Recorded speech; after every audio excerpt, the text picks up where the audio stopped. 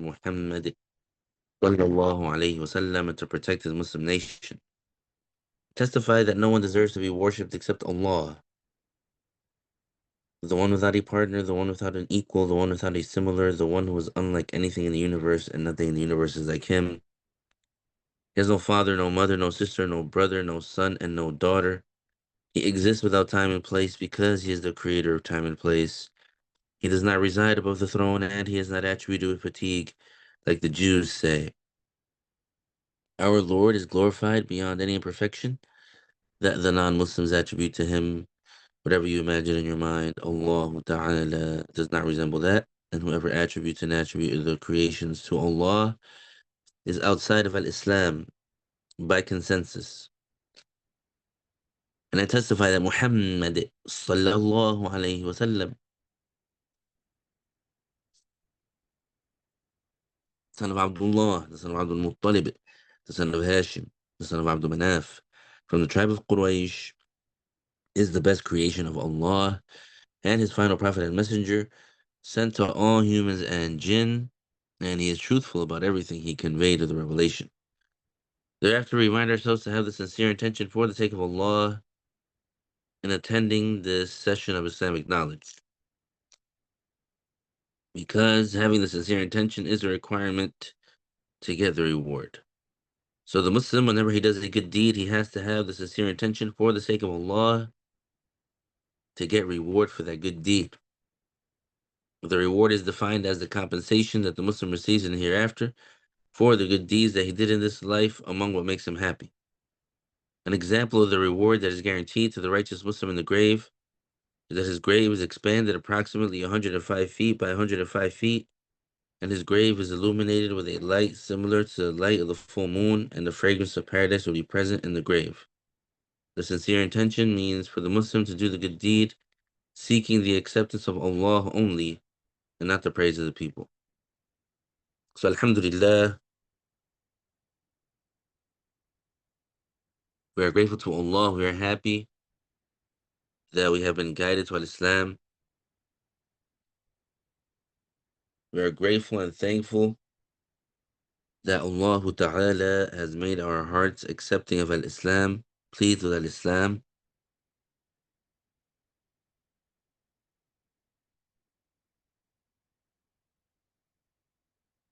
Because it is the greatest endowment.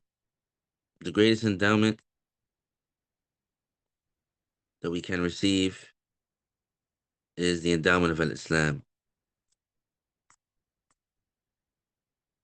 Because Al-Islam, it is what will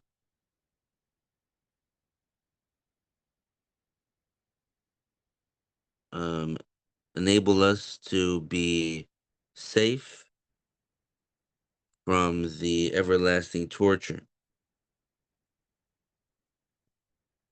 of hellfire. Because the Muslim, he will be, if he does go to hellfire, he will be taken out, and then he will enter paradise.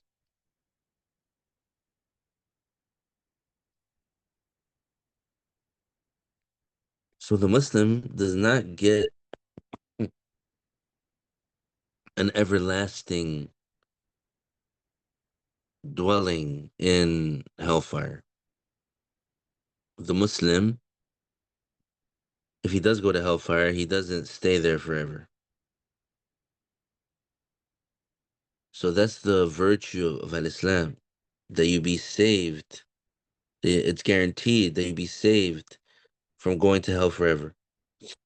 Now, for the Muslim, if he wants to be saved from going to hell at all,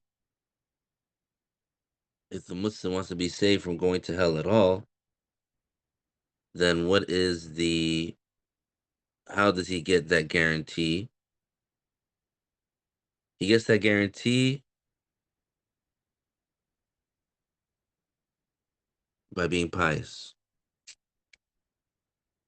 And so this brings us to our next reason to be happy and thankful, which is we are grateful and happy and thankful that Allah Ta'ala has guided us to have access to the authentic, confirmed knowledge from Ahlus Sunnati wal Jama'ah. Ahlus Sunnati wal Jama'ah, they are the saved group. As the Prophet ﷺ clarified in the hadith, فإن أمتي ستفترق إلى 73 فرقة كلهم في النار إلا واحدة, where he said that indeed those who identify as Muslims shall split up into 73 groups. All of them will be in hellfire except for one. And so the Prophet ﷺ, he did specify who is that one. He did specify who are the ones that will be the saved group.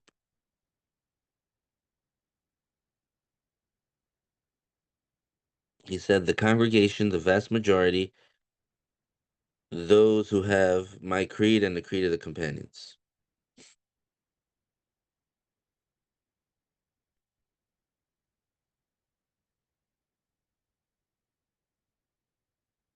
And so those who are connected to the Prophet ﷺ and the companions, and he threw that chain and with that knowledge, those are the saved group. And in meaning, those who have the same creed as the Prophet ﷺ and the companions, then those are the ones who are the saved group. And to be able to know the creed of the Prophet ﷺ and the companions is easy, something that can be easily done. So it's not something that would be lost. Second thing is that based on the other narrations, the one that says the congregation, the vast majority, then we see also that an attribute of the saved group is that they have the majority numbers. So, for example, if you take a snapshot of the Muslim demographic right now on Earth, meaning if you were to calculate who is identifying as a Muslim, all the people that would identify as Muslim, the majority of them, they would be in line with the creed of the Prophet sallallahu alaihi wasallam and in line with the creed of the companions, the majority. There would be some fringe minorities that they have a different creed, but that's how we know that they're deviant.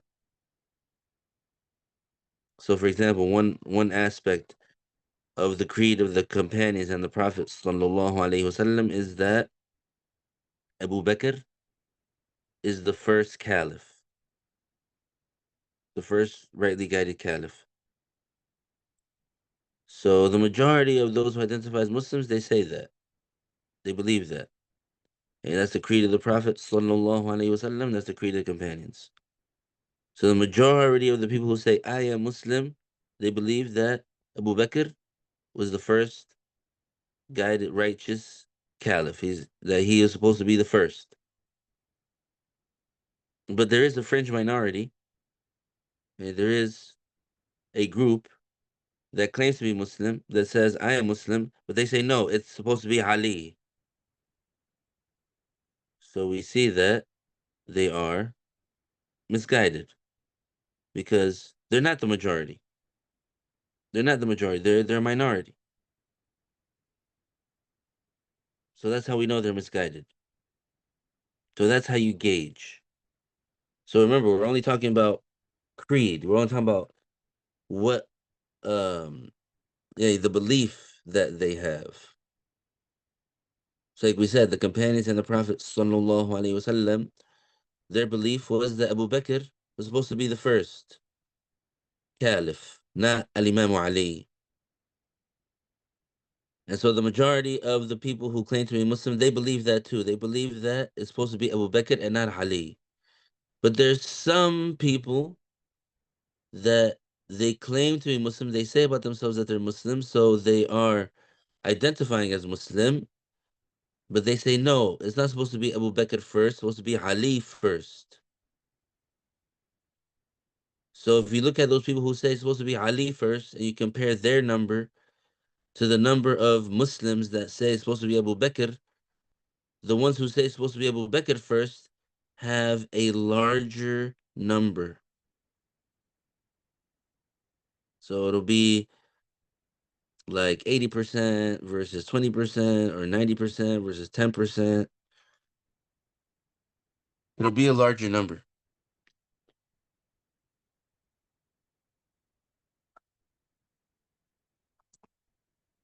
That's just one example, but that's how you gauge it. So if you look at it, for example, for 2024, at this point in time, if you took a poll or if you took some sort of survey all over the world for whoever identified as Muslim, and the question on the survey was who was supposed to be the first caliph, Abu Bakr or Ali? The majority of the people who take that poll who identify as Muslim, and if everyone that identified as Muslim took that poll, the majority of those people would say Abu Bakr.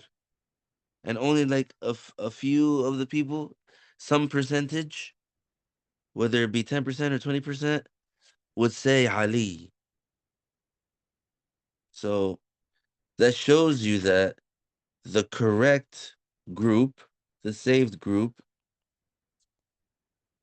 is the majority. As the Prophet sallallahu alaihi wasallam said.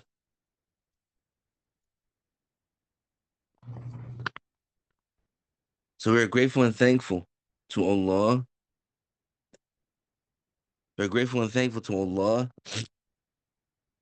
that we have been guided to Islam and that we have that access to the knowledge of Ahlul Sunnati wal Jama'ah because it is the saved group. So whoever wants to be um whoever wants to be included in that hadith that those who identify as Muslims will split up into 73 groups and all of them would be in hellfire except for one.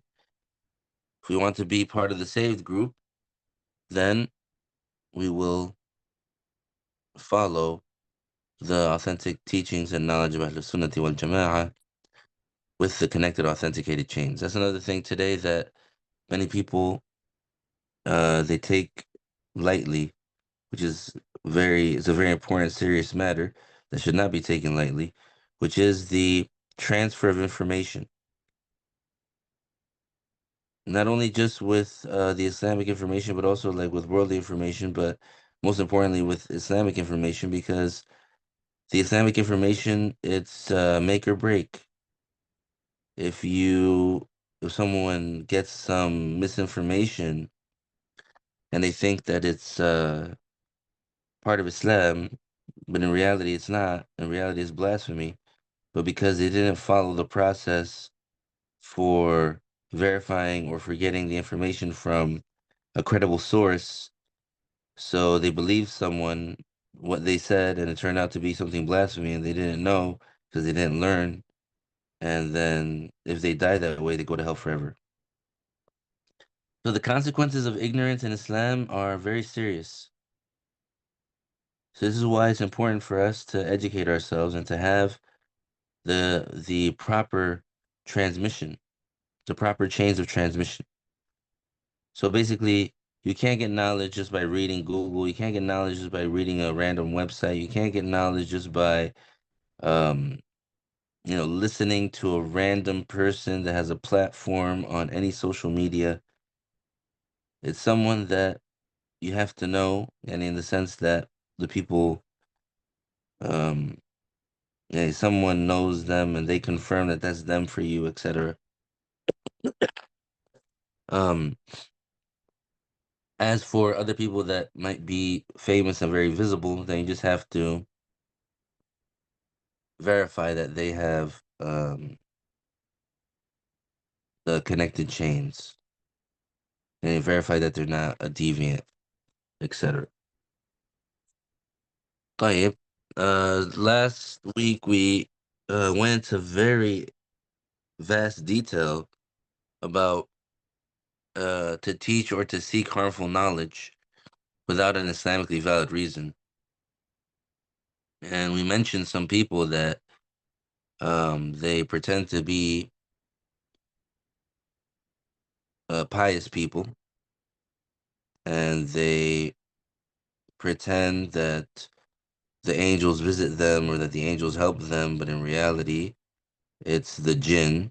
So they summon the jinn and they, use whatever tactics that they use to gain a following and to get money out of people. So one of the things that we mentioned is that those who claim to conjure the spirits, these people are definitely frauds, because indeed the soul of the human, if it was a pious Muslim, if it was the soul of a pious Muslim, or if it was the soul of a wicked person, no one is able to bring them or to summon them to where he wants. No one is able to bring or summon any soul to where they want. And none of those, whatever they call themselves, I don't know what they call themselves, but none of them are able to summon a spirit. None of them are able to bring supposedly the soul of your dead relative or someone from the past. They're not able to bring that soul. And we mentioned that the souls of the pious Muslims, they don't like to return. They do not want to return to this world, even if they were given the entire world and what is in it. And there is an exception to that, which is the martyr of the battlefield. He would love to return to this world so he can be killed as a martyr again. But that's it. That's the only exception.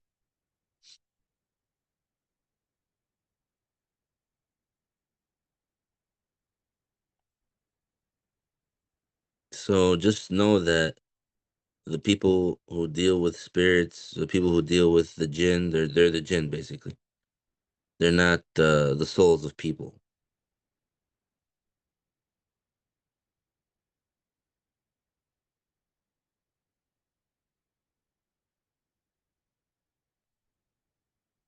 So today, inshallah, we'll continue with the subject. The next sin of the tongue is to judge by other than the law of Allah. So this means whether it's in an official capacity, like a court, or like a government, or like city hall, or like the police department, or like the whatever, anything, or even just like, you know, in an unprofessional capacity, like amongst people, in a friend group, in a peer group, in a relationship, in anything, to judge by other than the law of Allah. So among the sins of the tongue is to judge by other than the law revealed by Allah, which comes from the Quran and the Hadith and what they indicate and the consensus of the scholars of this nation. So whoever goes against their consensus is like the one who is going against the Quran and the terms of the Hadith, of the confirmed Hadith. Allah Ta'ala revealed أفحكم الجاهلية يبغون. So this ayah means it's like a rhetorical question, which is it the ruling of the ignorance era that they seek? Hmm. So judging by other than what Allah revealed is among the enormous sins by consensus. And Al-Imam Muslim, has narrated from Al-Bara, the son of Azib, that the Jews perverted the law revealed by Allah in the Torah when they judged or they ruled for the one who is muhsan, that commits zina, to be flogged and lashed and to have uh I guess his face blackened. And basically his face gets smeared with coal. So what is al-muhsan? We talked about this before. When we talked about fornication, we said that if a person had previously or had at any point in time in their life had a valid marriage contract and had consummated that marriage. So if at any point in time the person had sexual intercourse through a valid marriage, and then later after that, sometime after that, anytime and at any point after that, if they fornicated and they were convicted of fornication, what's their punishment? That they get stoned. They get stoned to death. So that same judgment, it was revealed in the law of the Torah. So that same judgment, Allah Ta'ala revealed it to Prophet Musa alayhi salam. So after Prophet Musa left the earth and the children of Israel, some of them or the leaders among them or their supposed rabbis, they began to, for example, have a different ruling for like the prominent people, the people of like high social class. So, for example, if a person was like a poor person and he was muhsan and he had previously had sexual intercourse in a valid marriage and he was convicted of fornication, then they would stone him to death. And if the person that was muhsan, that fornicated, was like wealthy or from high class, then instead of stoning them to death, they would flog them, they would lash them, and they would blacken their face with coal, with charcoal.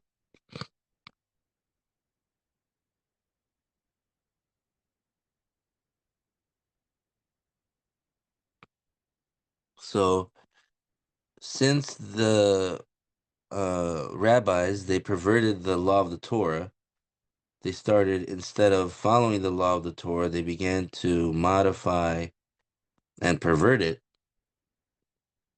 So these ayat um, were revealed about the Yahud and exposing them.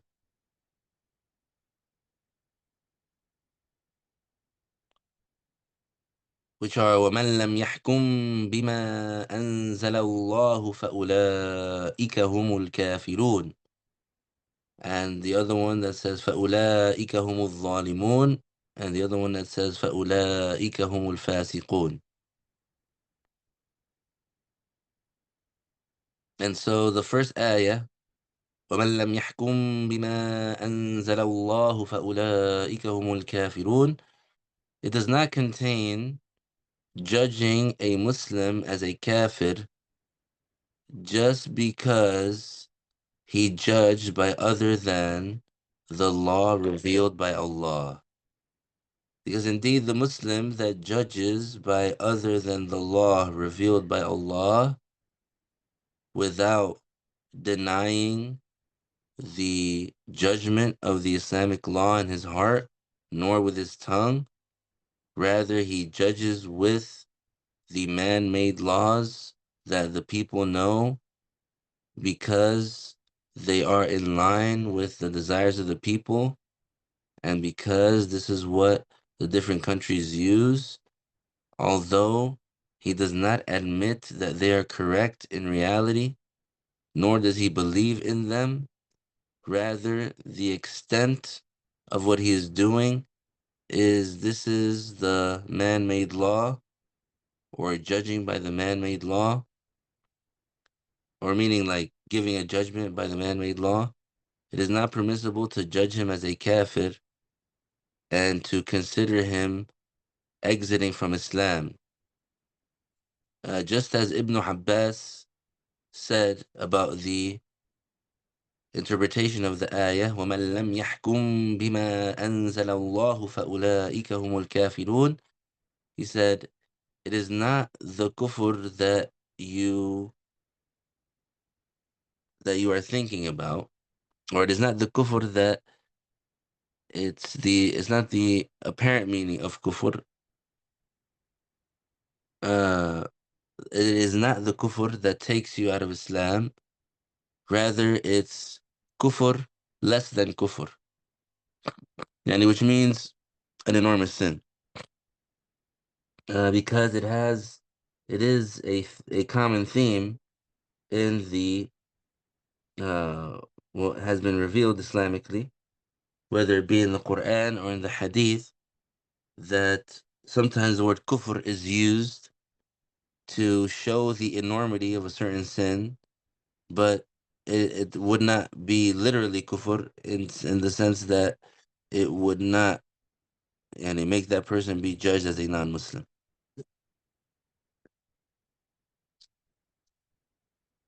And this narration from Ibn Abbas is confirmed, meaning it has a connected chain and the chain is confirmed. And it's narrated by Al-Hakim and Al-Mustadrak. And Al-Dhahabi agreed with him, even though Al-Dhahabi, there's some issues with him, and he claims that Allah resides in a direction, which is blasphemy.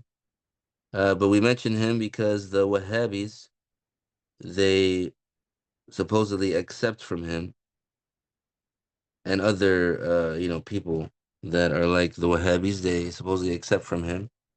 And so here is like an exact mentioning of the fact that in those verses, it doesn't mean that the person becomes non-Muslim just by judging according to the man-made laws. And as long as he doesn't believe that, that that's correct, as long as he doesn't equate the man-made laws with the revealed laws, as long as he doesn't think that the man-made laws are better, he's just doing it because it's the dunya, and he's just, choosing the dunya, for example, then that's an enormous sin. That by itself is not blasphemy. So this is important because there's a misguided group of people that they call themselves the Muslim Brotherhood. And obviously, it's not permissible to call them the Muslim Brotherhood because they're not Muslims and they're not a brotherhood. So basically, these people, they actually come from Egypt. So these people, they say, for example, if you live in a place or in a country that does not govern by the laws of Islam, and what they say is wrong, what they say is blasphemy.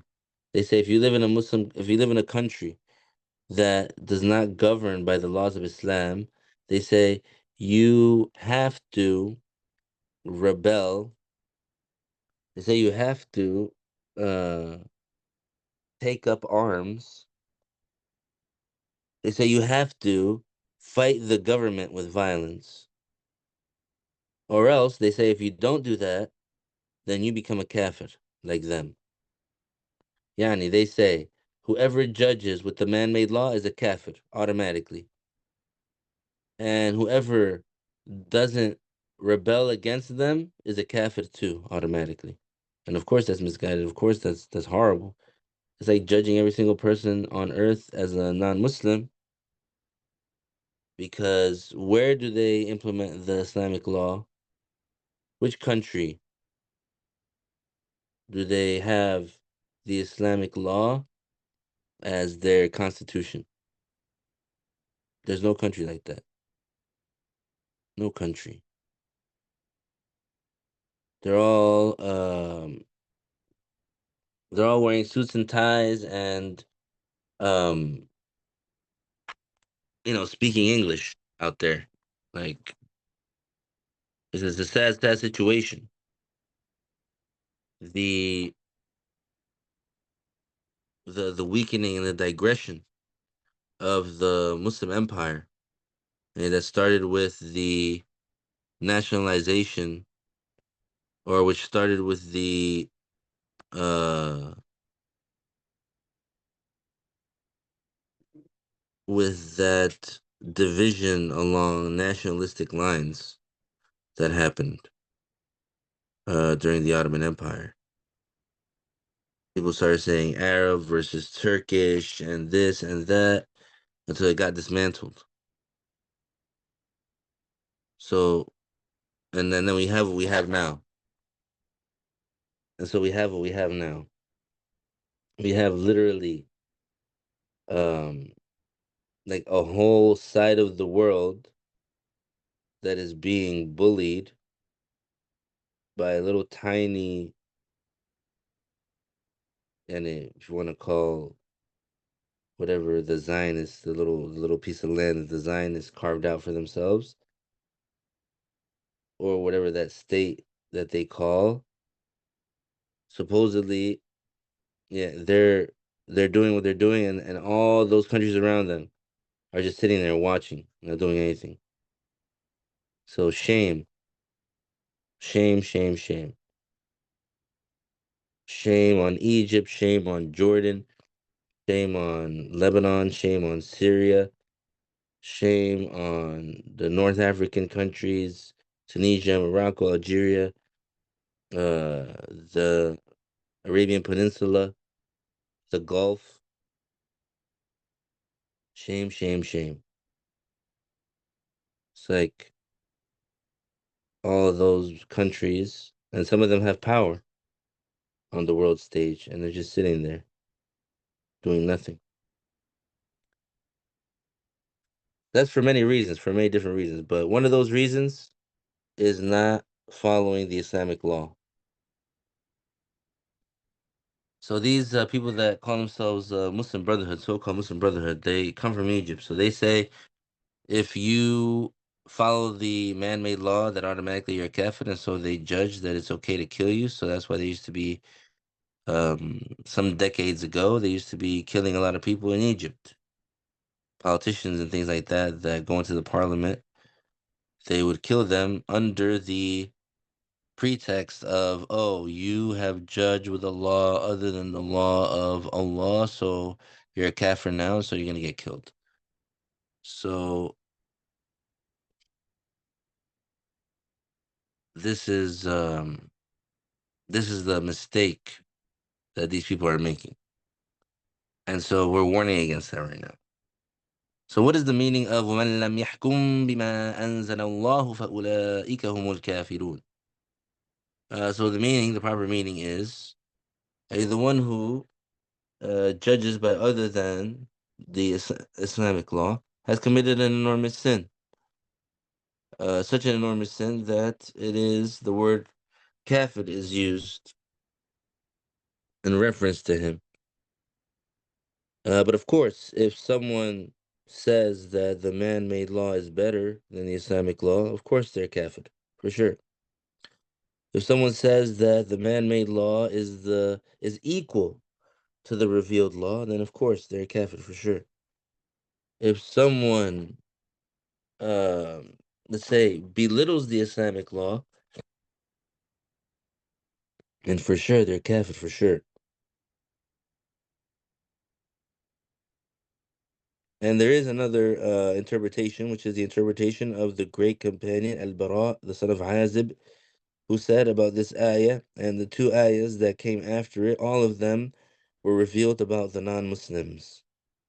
Okay, so they don't apply to a Muslim who, let's say, sits as a judge in an American court, right? They don't apply to him unless, like we said, he says that the man-made law is better or equal to the Islamic law, or he says that the man-made law is correct. So these ayat, based on the tafsir of Ibn Abbas, they would be like the hadith that is narrated by Muslim that he said about the one who kills the Muslim that it is kufr. This means it is similar to kufr. It does not mean that it actually is kufr that takes the person out of Islam. Rather, it's the smaller kufr. Just as Al-Imam Ahmad, the son of Hanbal, he said, the kufr is degrees. Some of it takes the person out of Islam, and some of it does not take the person out of Islam. And these are the enormous sins. Just like there is a bigger shirk and a smaller shirk, um, because of the hadith of Al-Hakim, that one of the companions said, we used to count during the days of the Prophet sallallahu alaihi wasallam that insincerity is the smaller shirk, and this was confirmed by Al-Hakim and others. Basically, the fact that the word al-kafirun وَمَنْ لَمْ يَحْكُمْ بِمَا أَنزَلَ اللَّهُ فَأُولَٰئِكَ هُمُ الْكَافِرُونَ, because the word kafirun was used, it doesn't necessarily mean whoever judges by the man-made law then automatically is a kafir. No. So either those ayat are referring to those Jews in the past who perverted the law of the Torah when it comes to the fornication of the one who had sexual intercourse in a valid marriage. So instead of stoning him, they lashed him and they smeared his face with coal instead of stoning him to death because he was like rich or he was like a person with a high social status. So of course they became kafirs for that because um they claimed that that is the law revealed by Allah. They claimed that the lashing and the smearing of the coal on the face was the law revealed by Allah. They perverted the original law. So either those ayat are referring to them, like the Jews who did that, and the Jews who were at the time of the Prophet sallallahu alaihi wasallam doing that, and the um and those who say, for example, that the Islamic law is inferior to the man-made law, etc. Either all those three ayat were referring to them, and so it is literal that they are kafirs, or according to the tafsir of Ibn Abbas, is referring to the term kafirun, فَأُولَٰئِكَ هُمُ الْكَافِرُونَ. It means the enormous sinners, the ones who have committed a sin that's so enormous that is similar to blasphemy, although it is not the kufr that takes the person outside of Islam, meaning it's not that they are judged as non-Muslims, it's that they are committing an enormous sin that is so enormous that the term kufr is used.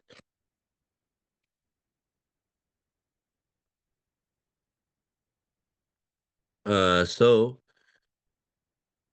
and I hope that's clear. So the judgment is, like we said, so for example, here in America, isn't there people,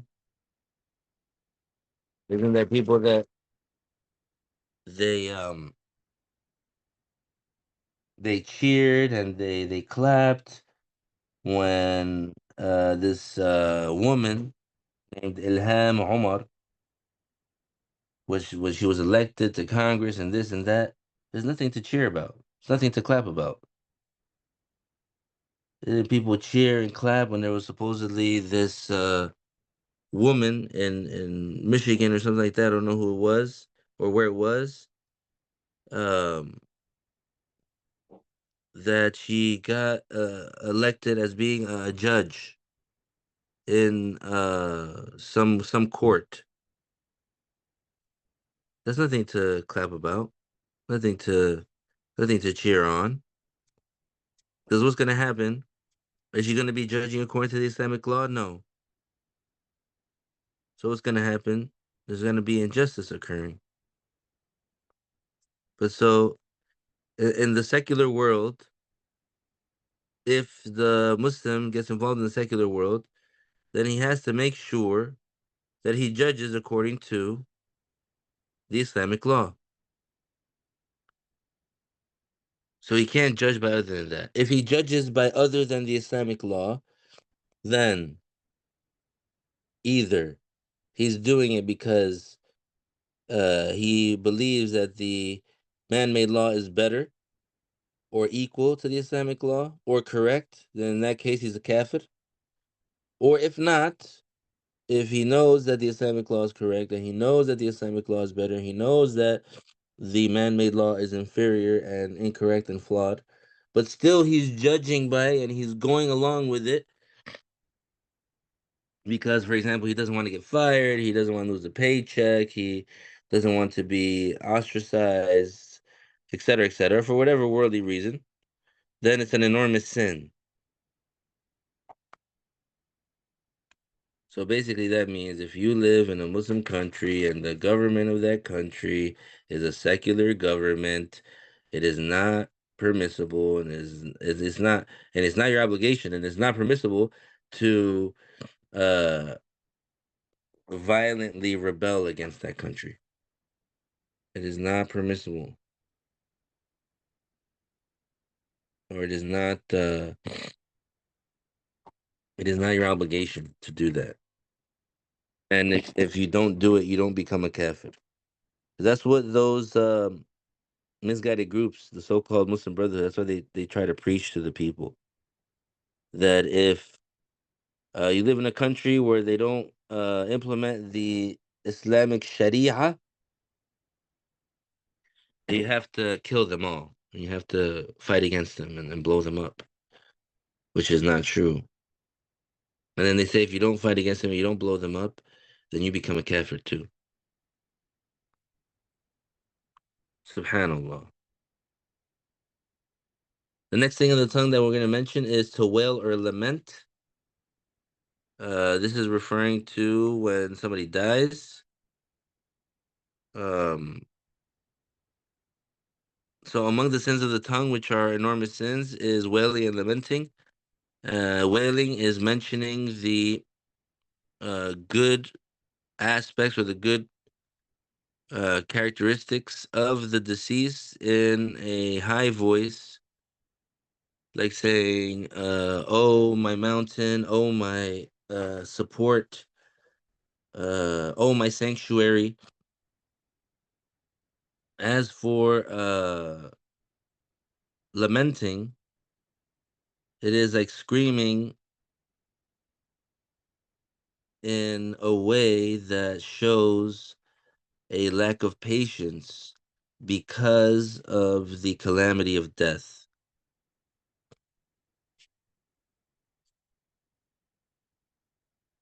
I'll call that wailing.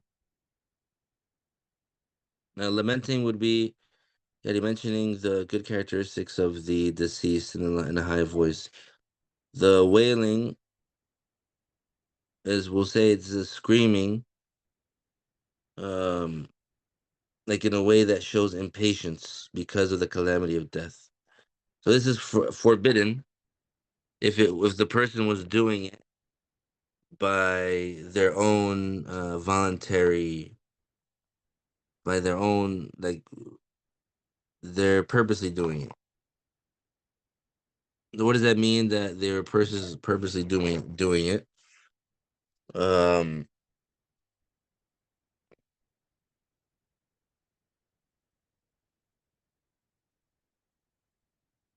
Yani that they weren't overwhelmed.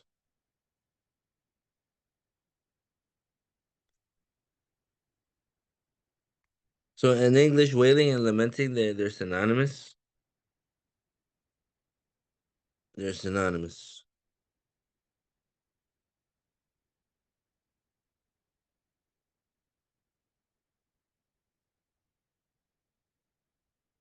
They're synonymous.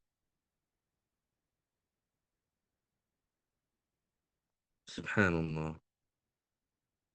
But in Arabic, An-nadb, the Arabic term an-nadb is referring to and mentioning the good characteristics of the deceased in a loud voice, like saying wa jabala wa kahfa.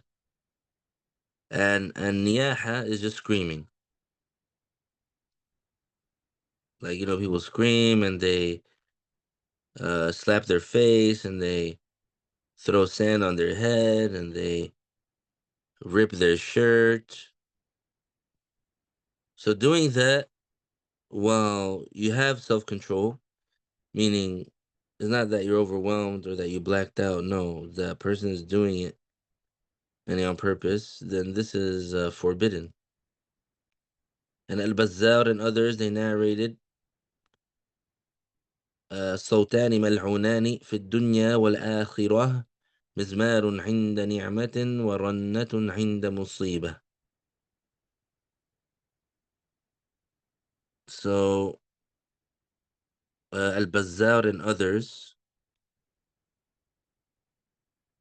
they narrated with an authenticated chain, uh, which is attributed to the Prophet sallallahu alaihi wasallam, two sounds that are damned in this life and the hereafter: a flute during festivity and a wail during calamity. And he referring to the niyaha, when the person screams loudly when they have a calamity. As for what Bukhari and Muslim narrated from the hadith of Abdullah, the son of Umar, radiallahu anhuma, from the Prophet sallallahu alaihi wasallam, that he said, "Al-mayyit yu'adhabu fi qabrihi bima niha alayh." This is interpreted that if the deceased, he uh, puts in his will or he tells someone, and after I die, scream and cry out loud, or he does not warn against it, for example, when he thinks that his people after him will scream and wail and lament after his death, uh, then he would be sinful. Yani, what is the meaning of the hadith? The meaning of the hadith is that the deceased would be tortured in the grave because of the wailing and lamenting that his people do. But this is only in the case where he tells them to do that, and before he dies, he tells them, when I die, cry and scream and rip your clothes and slap your face and throw sand on your head. Do all that at my funeral. Um, so if he tells them to do that before he dies, and then after he dies they do it, then he gets torture for that. Or if he knows that they're the types to do it and he did not uh warn them against that and tell them, after I die, make sure that you don't do this, you don't do that, then he'll also get tortured for that. And while he assumes that they would do that, and he has to warn against that. But for the one who he didn't put it in his will and he warned against it, and still after he died, the people did that or his family did that, then he doesn't get any torture. Okay, so it's important to know that.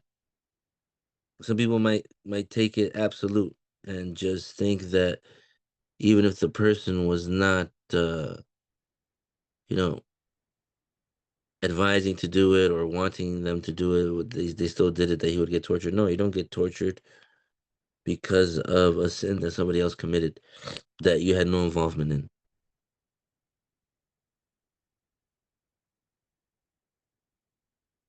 طيب.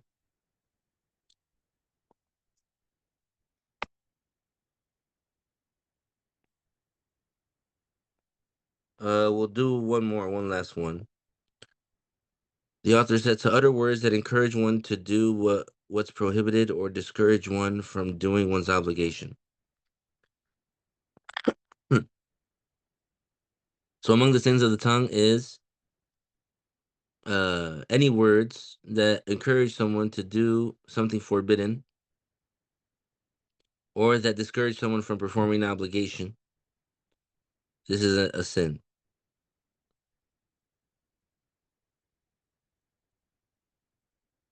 So it is good for the one who thinks twice about what he tells people to do and what he tells people not to do. If he tells someone to do something, let it be an act of obedience. If he tells someone not to do something, let it be an act of disobedience. Don't encourage someone to do something bad, and don't discourage someone from doing something good. So every speech that encourages someone to do a sin or that discourages someone from doing an obligation, like to say to the Muslim, sit with us right now, don't pray, you'll make it up later, meaning after the time ends, this is forbidden.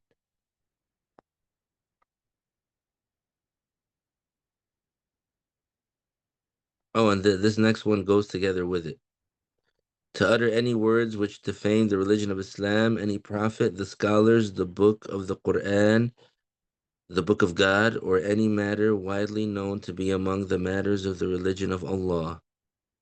And of course, that would be blasphemy.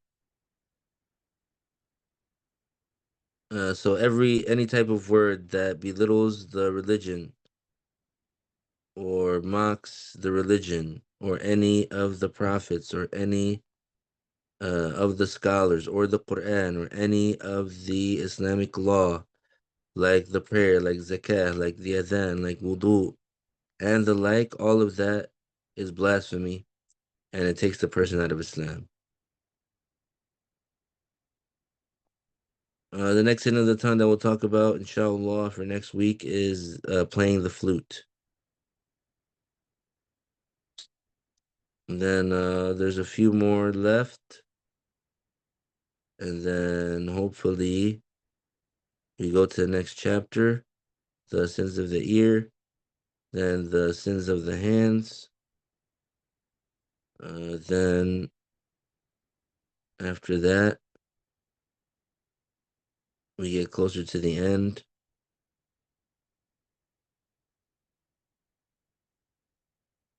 And hopefully, inshallah, we'll finish the book. Then the sins of the private parts,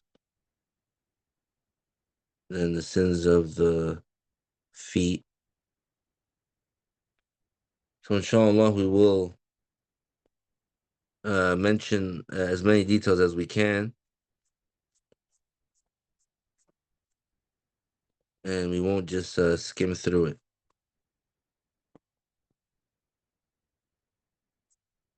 Are there any questions about anything that we mentioned? Hopefully everybody is doing okay, and everybody has a good energy and dedication to the Islamic knowledge, and everybody is